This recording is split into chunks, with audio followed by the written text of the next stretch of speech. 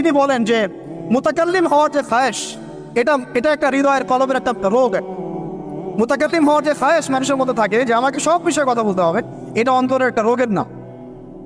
তো এটা যদি একটা ইবাদত হয় তাহলে সিরাতের সুন্নতে আসতে হবে, আমরা এগ্রিত। ঠিক আছে। এখন দ্বিতীয় কথা হচ্ছে 3 নম্বর শর্তটা আরো ডেঞ্জারাস, সেটা হচ্ছে রিজিক হালাল হতে হবে।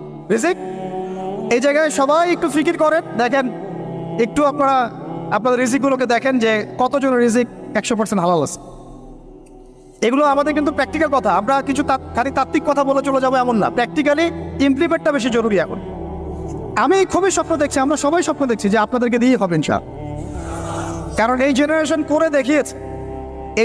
করে দেখিয়েছে এবং তারা আমাদেরকে দেখিয়েছে কোন ভাষায় কথা বললে কাজ হয়। এতদিন তো আমরা বলে আসতাম, তো এই ভাষার কথা বললে আপনারা আমাদেরকে অনেক ট্যাগ দিতেন। ঠিক আছে, দেখেন জালেম জুলুম